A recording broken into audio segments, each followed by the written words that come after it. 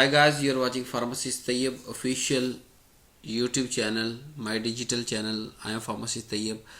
तो biopharmaceutics lecture series आप देख रहे हैं। अल्हम्दुलिल्लाह एक लेक्चर अपलोड हो चुका है, इंट्रोडक्शन टू बायोफार्मास्यूटिक्स। आज दूसरा पढ़ने जा रहे हैं जी, टर्मिनोलॉजी ऑफ बायोफार्मास्यूटिक्स। आए इसको देखते हैं जी।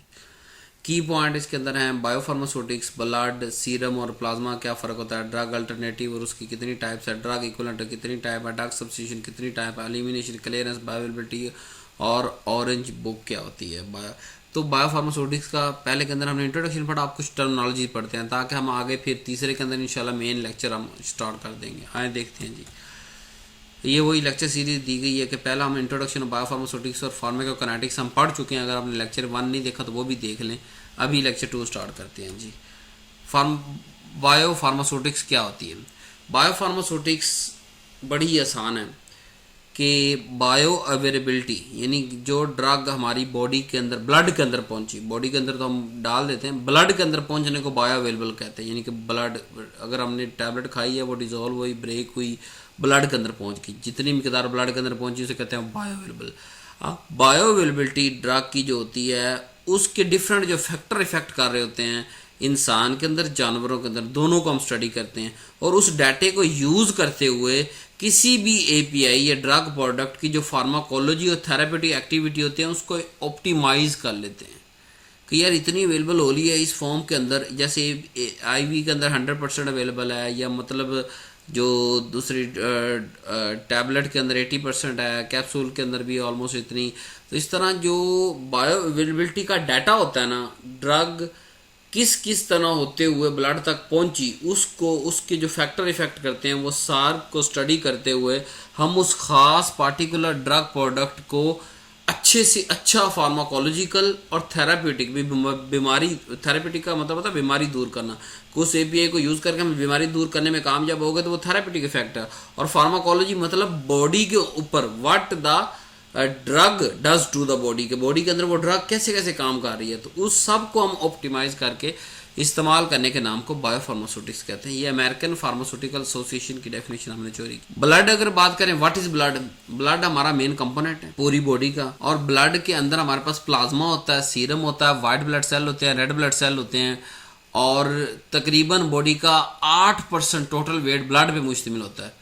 वाइट ब्लड सेल क्या होते हैं, वो जो इम्यून सिस्टम को कंट्रोल करते हैं, एंटीबॉडीज, बॉडीज, ये वो। और रेड ब्लड सेल क्या होता है, ट्रांसपोर्टेशन ऑफ ऑक्सीजन वगैरह। और सेरोलॉजी क्या होती है कि वो ब्रांच ऑफ मेडिसिन साइंस जो सीरम के साथ स्टडी करे, जो सीरम को स्टडी, उसे कहते हैं सेरोलॉजी। आपने पढ़ा है ना, ब्लड के अंदर क्या है, प्लाज्मा है, सीरम है और ब्लड सेल्स हैं।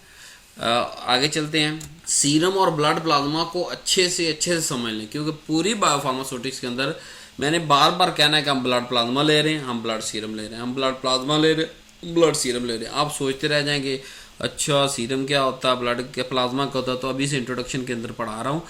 तो ब्लड के अंदर हम पढ़ चुके हैं कि 2 तरह की चीज़ें होती है, ब्लड प्लाज्मा जो कि 55% होता है टोटल ब्लड के, और फॉर्म्ड एलिमेंट जो कि 45% होते हैं। उसके अंदर सेलुलर मैट्रिक्स आ गया, red blood cell, white blood cell और प्लेटलेट्स होते हैं। अब प्लाज्मा को फर्दर अगर हम पढ़ें तो प्लाज्मा के अंदर क्लॉटिंग फैक्टर मौजूद होते हैं, ब्लड सेल मौजूद होते हैं, दूसरे कंपोनेंट ब्लड के मौजूद होते हैं। अब पहला फ़र्क यहाँ पे याद रखना है कि प्लाज्मा के अंदर क्लॉटिंग फैक्टर होते हैं और सीरम के अंदर क्लॉटिंग फैक्टर नहीं होते। ब्लड प्लाज्मा के अंदर ब्लड सेल होते हैं, सीरम के अंदर ब्लड सेल नहीं होते। ठीक है। अब जो प्लाज्मा को हमने जब ऑब्टेन करना है, हासिल करना है पूरे ब्लड में से, उसको प्लाज्मा अलग करना है, तो हम क्या करेंगे, एक एंटी कोएगुलेंट डालेंगे। ठीक है। और फिर उसको सेंट्रीफ्यूगेट करके अलग अलग कर लेंगे।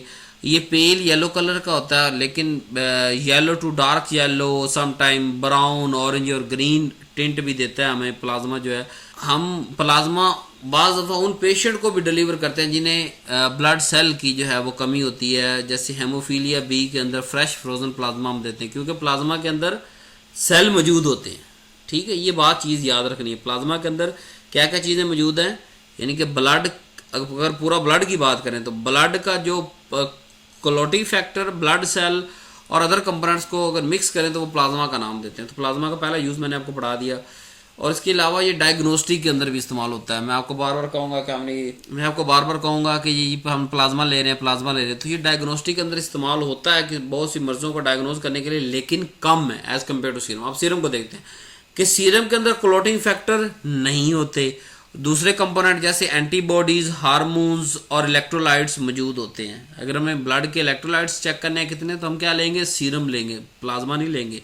अगर हमें ब्लड के सेल मालूम करने हैं कितने हैं, तो हम प्लाज्मा लेंगे, सीरम नहीं लेंगे, ठीक है।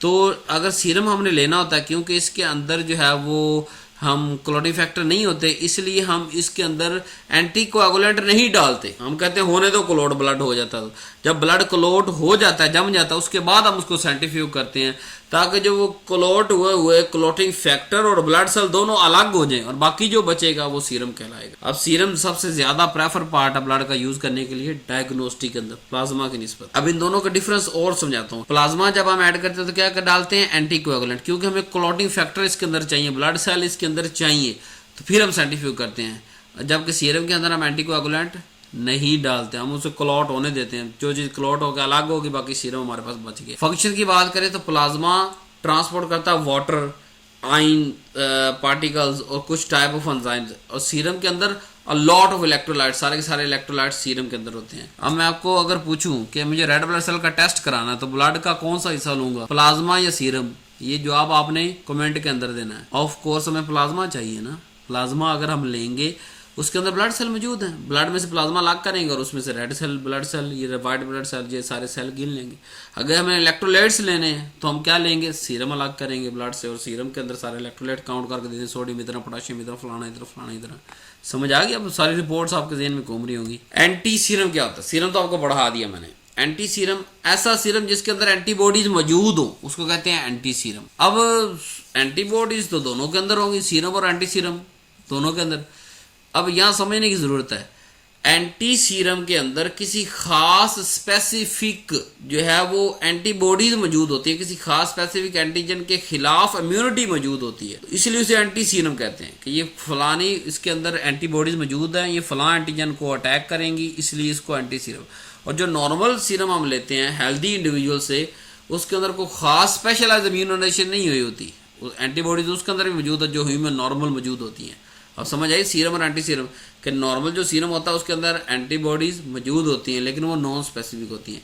जबकि एंटी सीरम के अंदर हम किसी जो स्पेसिफिक इम्यूनाइजेशन हुई बंदे, उससे जो सीरम हम लेंगे उसको एंटी सीरम कहेंगे। क्यों? क्योंकि उसके अंदर जो इम्यूनाइजेशन हमने की थी उसकी एंटीबॉडीज उस सीरम के अंदर मौजूद हैं और वो हमें आगे काम आ सकती। ये 3 डेफिनेशंस खुदारा याद कर लें।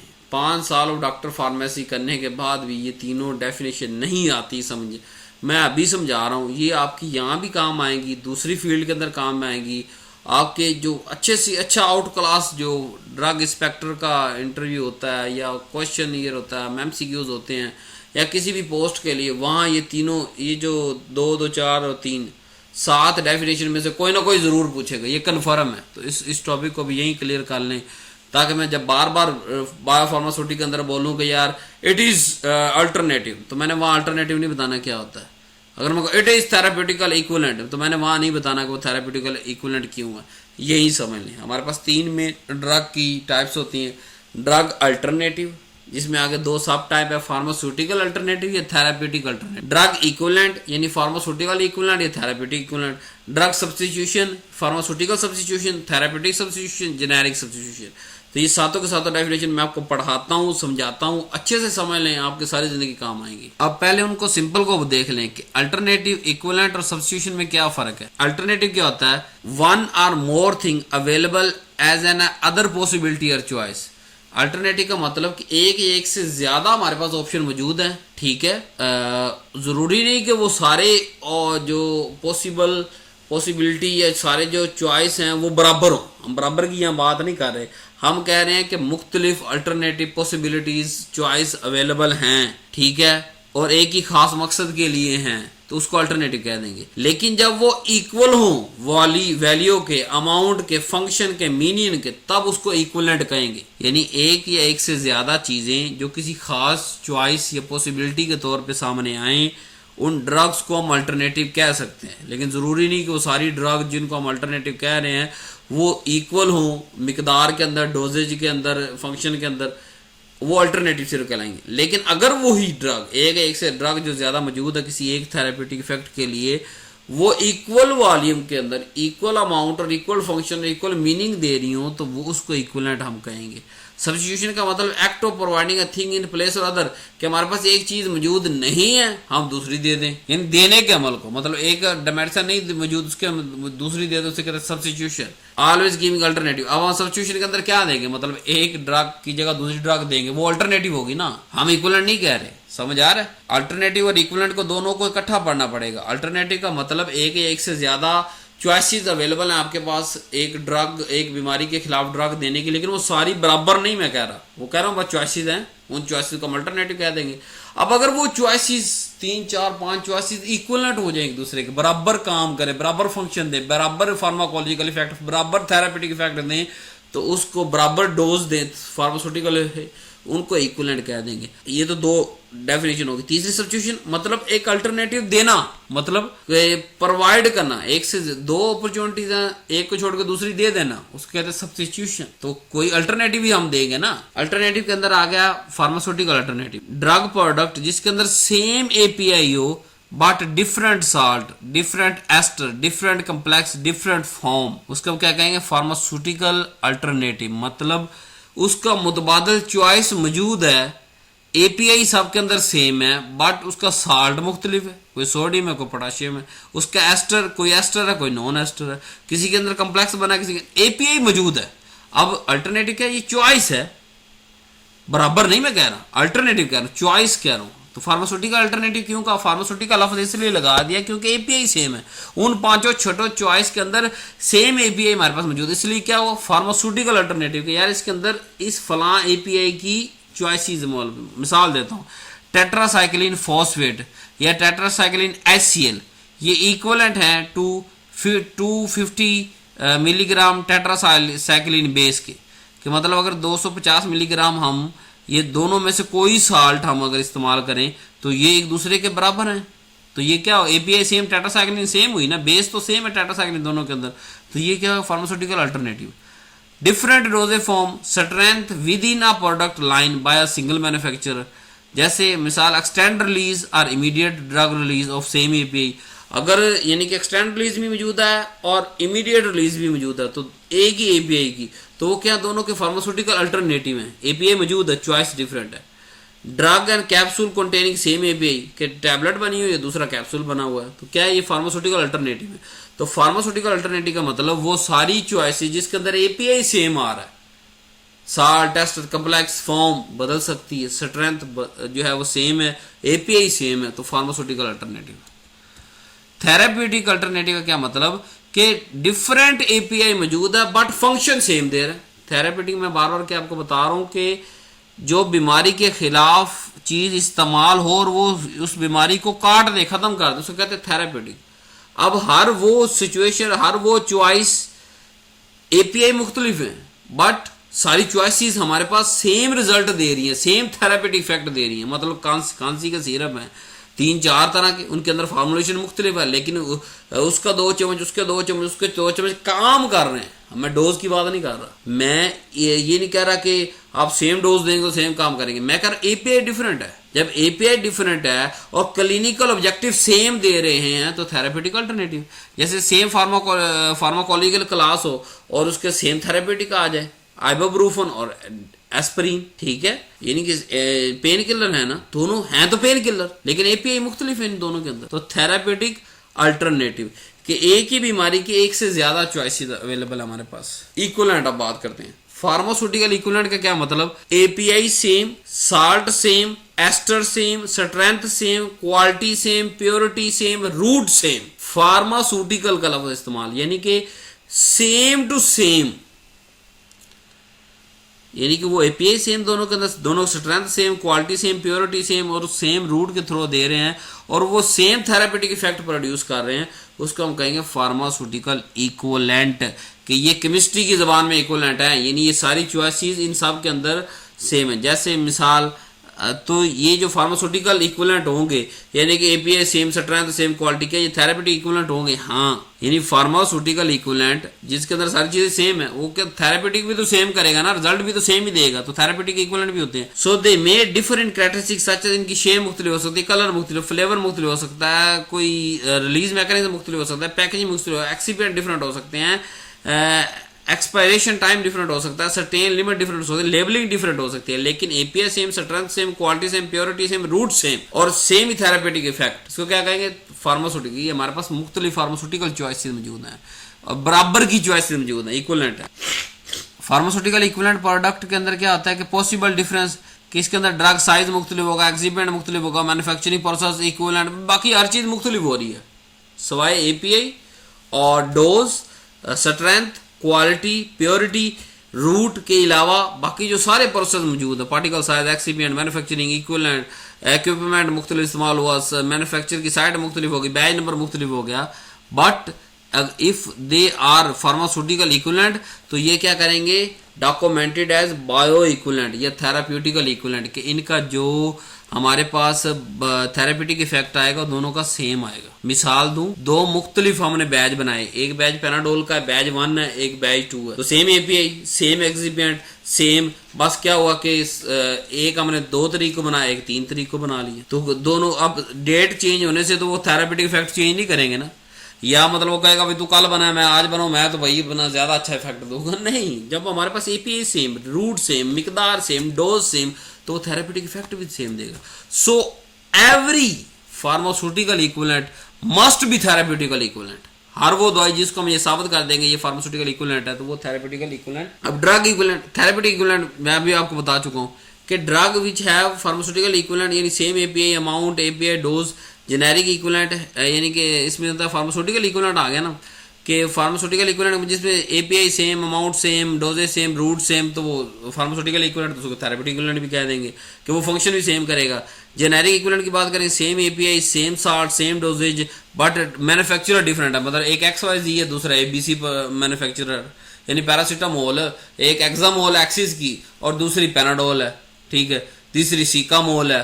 अब उसके अंदर मैन्युफैक्चरर डिफरेंट होता जा रहा है, तो क्या होगा? थेरेपेटिक तो सेम है ना, बीमारी तो सेम है, जो एक्सामोल ले लो, सीकामोल ले लो, टेकामोल ले लो, पैरासीटामोल ले लो, पेनाडोल ले लो, काम तो सेम कर रहा है, इसको थेरेपेटिक इक्विवेलेंट कहेंगे। सेम बायोअवेलेबिलिटी आ जाएगी, जब बायोअवेलेबिलिटी सेम उसको बायो इक्विवेलेंट कहते हैं कि इन दोनों की बायोअवेलेबिलिटी सेम है, ये बायो इक्विवेलेंट है। मतलब इस फैक्ट्री का बना हुआ जो एक्सामोल है और दूसरी फैक्ट्री का बना पेनाडोल, अगर उन दोनों की बायोअवेलेबिलिटी सेम आती है, हम कहेंगे these are bioequivalent expected to have same clinical. और हम ये जब बायो इक्विवेलेंट हो ही गया वो, तो इसका मतलब same clinical effect, safety profile, हर चीज सेम हो जाएगी उसकी, चाहे लेबलिंग स्पेसिफिक डिफरेंट हो जाए। सब्स्टिट्यूशन, सब्स्टिट्यूशन मैंने आपको कहा कि वो अमल होता है, सब्स्टिट्यूशन इज अ अमल। क्या अमल? कि किसी अल्टरनेटिव को उठा के दे देना कि यार ये नहीं, मेरे पास पेनाडोल नहीं, एक्सामोल पड़ी, ये लो। अब ये उसने पेनाडोल की जगह एक्सामोल दी, ब्रांड बदल दिया, चीज सेम दी, सब्स्टिट्यूशन कर दी। फार्मास्यूटिकल सब्स्टिट्यूशन का मतलब dispensing a pharmaceutical alternative for prescribed drug, कि जो ब्रांड लिखो वो ब्रांड हमारे पास नहीं पड़ा, हमने दूसरे ब्रांड का उठा के दे दिया, but generic same, dose same, API same, route same, बाकी सारी कुछ सेम है, सिर्फ ब्रांड चेंज हो रहा है, मैन्युफैक्चरिंग साइज, बैग, वो सारी आइटमें चेंज हो रही। तो जैसे मिसाल dispensing of ampicillin suspension in the place ampicillin capsule, कि हमारे पास सस्पेंशन खत्म, हमने कहा यार तू 12 साल से बड़ा, तो कैप्सूल का, हमने कैप्सूल दे दी। तो क्या हुआ? Substitution, pharmaceutical substitution. फार्मास्यूटिकल क्या मतलब? कि हमने वो चीजें क्या देखी, केमिकल को देखा ना, कि यार API same, work same, therapeutic same, तो मिकदार सेम, हमने सीरप की जगह कैप्सूल दे दिया। टेट्रासाइक्लिन HCl की जगह हम टेट्रासाइक्लिन फॉस्फेट दे दें, ठीक है, तो वो क्या होगा? Pharmaceutical substitution.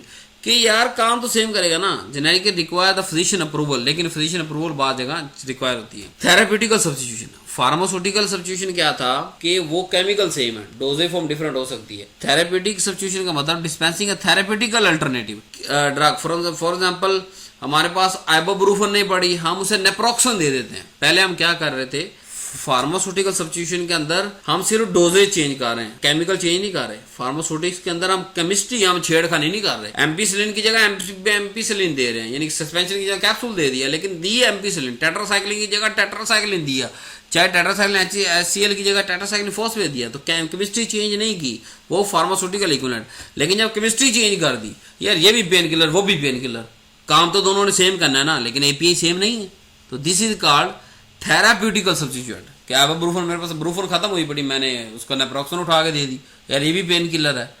अब मेरा इस अमल को, यानी कि एम्पिसिलिन सिरप की जगह एम्पिसिलिन कैप्सूल देने के अमल को हम फार्मास्यूटिकल सब्स्टिट्यूशन कहेंगे, जबकि आइबोब्रूफन की जगह मैं नेप्रोक्सन उठा के दे देता हूँ तो वो थेरेप्यूटिकल सब्स्टिट्यूशन कहेंगे, generic substitution. Dispensing a different brand और unbranded drug product in place of prescribed drug. कि हमारे पास वो ड्रग नहीं पड़ी, हम दूसरे ब्रांड की उठा के दे दी। जेनेरिक तो सेम है ना यार, पैरासीटामोल तो सेम है ना, आपको कहा एक्सामोल के अंदर पैरासीटामोल, पैनाडोल के अंदर पैरासीटामोल के अंदर पैरासीटामोल, तो जेनेरिक का मतलब जेनेरिक सेम, यानी API same. Substitution drug product must be pharmaceutical equivalent. लेकिन हम जो कोई भी ड्रग सब्स्टिट्यूट करेंगे ना, हमने क्या देखना है कि फार्मास्यूटिकल इक्विवेलेंट वो होनी चाहिए, यानी same API, same salt, same dosage form. Substitution of Motrin brand of ibuprofen in place of Advil brand of ibuprofen imperative by physician. यानी अगर परमिशन इजाजत दे रहा है तो उसकी जगह हम सब्स्टिट्यूशन कर सकते हैं, लेकिन देखिए ब्रूफन की जगह ब्रूफन ही दे रहा हूँ, सिर्फ ब्रांड चेंज कर रहा हूँ। अब जब ये क्या है हमारे पास फार्मास्यूटिकल सब्स्टिट्यूशन है, लेकिन इसी ब्रूफन की जगह मैं नेप्रोक्सन उठा के दे दूं, साल्ट चेंज कर दूं, वो क्या होगा थेराप्यूटिकल, यानी function same therapeutic, chemistry same pharmaceutics, याद रखना। इसके अलावा हमारे पास एक टर्म होती है जी RLD, रेफरेंस लिस्टेड ड्रग, या drug product on which N applicant rely when seeking approval of abbreviated new drug application. कि जब हम किसी भी नई ड्रग को एब्रीवेट करवा रहे होते हैं ना, नया ब्रांड नेम ले रहे होते हैं, एब्रीवेटेड न्यू ड्रग उसको कहते हैं, उस एप्लीकेशन की बुनियाद पे जो हम लिस्ट हमने एप्लीकेशन डाली होती है ना, तो वो हमें क्या, ये रेफर लिस्टेड ड्रग है जी। तो RLD is generally a brand name of drug as a fully name the new drug application. कि अगर हमें जो है वो R&D is generally a brand name drug that has a full new drug application. AND मतलब abbreviated new drug application देनी है, और न्यू ड्रग के लिए NDA न्यू ड्रग एप्लीकेशन, नए सिरे से हम अपनी रजिस्टर करा रहे हैं तो वो NDA है। किसी का कॉपी मार के उसका जब कॉपीराइट हो चुका है तो तब दरखास्त दे, वो ANDA है। FDA designate a single reference listed drug as the standard to which all generic variation must shown to be bioequivalent. कि जो भी जेनेरिक वेरिएशन कर रहा है वो बायो इक्विवेलेंट होना चाहिए, काम सेम करके दिखाया, बायो अवेलेबिलिटी सेम है, बायो इक्विवेलेंस का मतलब बायो अवेलेबिलिटी सेम है। मल्टी सोर्स जो ड्रग प्रोडक्ट होते हैं, is the drug product that contain the same active drug, API same है, same dosage, is marketed more than one pharmaceutical ingredient. तो ये मल्टी सोर्स ड्रग प्रोडक्ट होगी ना, कि मतलब ये भी ibuprofen का सिरप बेच रहा है, मैं भी ibuprofen का सिरप बेच रहा हूँ, कोई और ibuprofen का सिरप बेच रहा है, लेकिन इसने ब्रूफन रख दिया नाम, मैंने जनाब उसका नाम कोई और रख दिया, उसने कोई और रख दिया। जब हम जेनेरिक अंदर तो सेम दे रहे हैं, तो मल्टी सोर्स ड्रग प्रोडक्ट हो गया।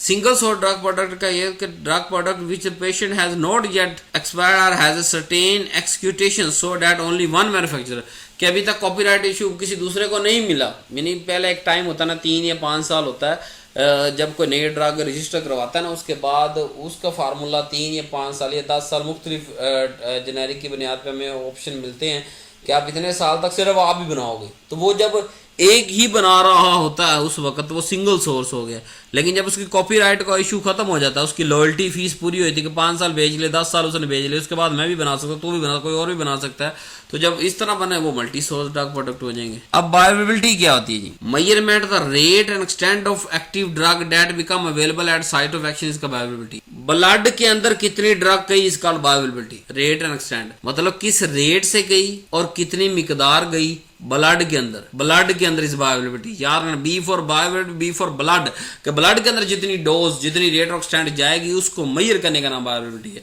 कि हमें बायोअवेलेबिलिटी से पता चलता है कि कितनी रेट और कितने एक्सटेंट पे ड्रग अंदर गई है। How much drug is available for therapeutic use of the site of action, कि किस तरह जो है वो थेरेपेटिक यूज हम इस्तेमाल कर सकते हैं। Number 1 absolute, number 2 relative.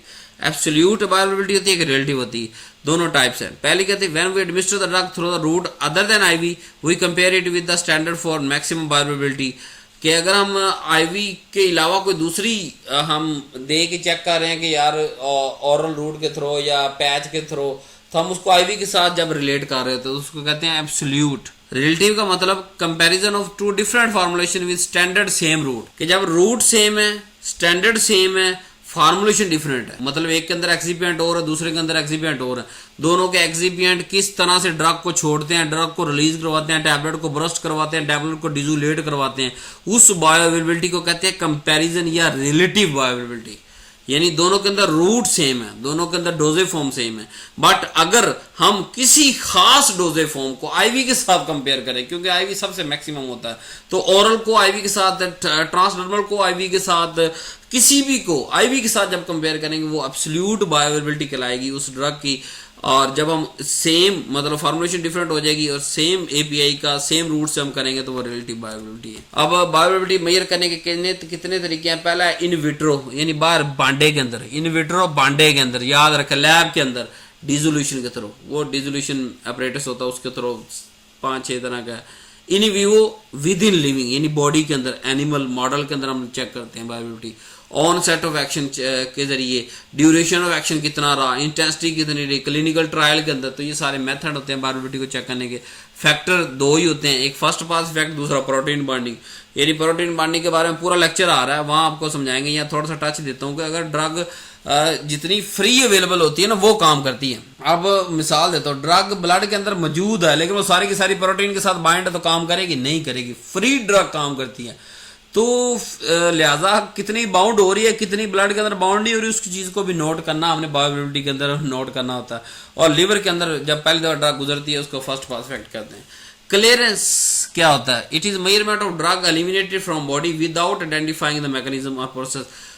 कोई हमने मैकेनिज्म और प्रोसेस की बात नहीं करनी, हम सिर्फ ये देख रहे हैं कि ड्रग कितनी एलिमिनेट हो रही है।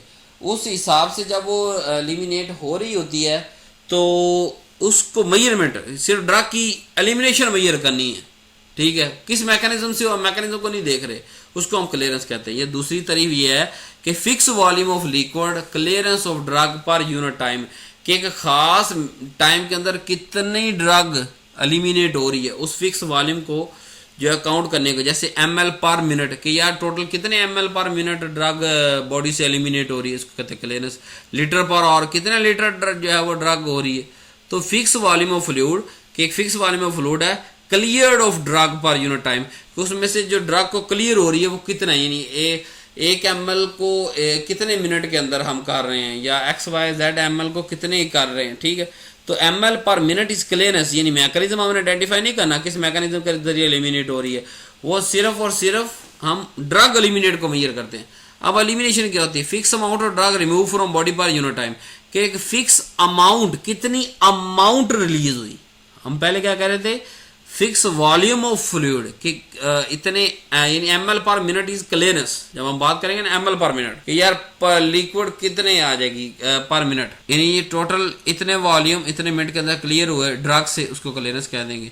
लेकिन कितने मिलीग्राम पर मिनट, कि ड्रग की कितने मिलीग्राम पर मिनट जो है वो बॉडी से बाहर खारिज हो रहे हैं, उसको एलिमिनेट कहते हैं। ये ग्राम पर, मिलीग्राम पर मिनट या ग्राम पर आवर। अब ऑरेंज बुक क्या होती है, ये भी पढ़ ले, यहाँ भी पढ़ाऊंगा, क्लिनिकल बुक के अंदर भी पढ़ाऊंगा, परेशान नहीं होना। FDA ने ऑरेंज बुक, एक बुक को नाम ऑरेंज बुक दिया है, उसका दूसरा नाम होता है approved drug product with the therapeutic equivalent evaluation, कि हम एक जो अप्रूव्ड ड्रग प्रोडक्ट की लिस्ट लेते हैं जो कि थेरेप्यूटिकल इक्विवेलेंट होते हैं, उसकी एवेल्युएशन दी होती है, ये थेरेप्यूटिक इक्विवेलेंट है, ये नहीं है। Is a publication that list the drug product approved by FDA, कि वो सारे लिस्ट जो FDA से अप्रूव्ड है वो अपनी इस ऑरेंज बुक के अंदर थेरेप्यूटिकल इक्विवेलेंस की एवेल्युएशन दी होती है, उसको ऑरेंज बुक कहते हैं। इसका पर्पस क्या होता है कि ताकि the orange book used by many different group, जैसा मतलब जेनेरिक ड्रग मैन्युफैक्चरर है, to identify which brand name drug can be legal replicated as generic, के कौन सा हम जो है जेनेरिक के तौर पे ले सकते, कौन सा नहीं ले सकते। लीगल एंड रेगुलेटरी प्रोफेशन, मतलब to ensure the compliance, FDA जो है रेगुलेशन के साथ हम कंप्लायंस कर रहे हैं कि नहीं कर रहे। Food and drug administration, public health official and policy maker to inform the decision related to drug formularies, insurance coverage and public health initiative. Content इसके अंदर मौजूद क्या है कि ऑरेंज बुक के अंदर मौजूद है एक लिस्ट ऑफ ड्रग जो कि FDA से अप्रूव्ड है, नंबर 2, उस लिस्ट ऑफ ड्रग का हम थेरेपेटिक इक्विवेलेंस की एवेल्युएशन उस बुक के अंदर बताते हैं कि multi source prescriber drug product जो हैं वो जो प्रिस्क्रिप्शन आ रही हैं उसको थेरेपेटिक इक्विवेलेंट हैं भी या नहीं है, यानी थेरेपेटिक ड्रग कोई भी इक्विवेलेंट है या नहीं है। वो खास जो लिस्ट जो एफडीए ने अप्रूव की हुई उसके अंदर से कौन कौन सी ड्रग एक दूसरे के थेरेपेटिक इक्विवेलेंट है नहीं, इसकी एवेल्युएशन ऑरेंज बुक के अंदर दी होती है। Patient submit data for approval of drug product. Thank you watching for this videos. 2 lecture हो गए, याद रखना, पहला इंट्रोडक्शन, दूसरा टर्मिनोलॉजी। अब मैं मेन टॉपिक पे जाऊंगा। उड़ता हुए हमने बायोफार्मास्यूटिकल इंशाल्लाह खत्म करना है। ये हमारी अपनी वेबसाइट है www.ibnsultanpharmacy.com, IBNESULTANPHARMACY इब्न सुल्तान फार्मेसी। यहाँ पूरे पाकिस्तान से आप जो है वो एक मुनासिब रेट पे मेडिसिन खरीद सकते हैं, एक डिस्काउंटेड रेट पे खरीद सकते हैं। मेरी अपनी वेबसाइट है, बेफिक्र होकर खरीदें। अल्लाह हाफिज़।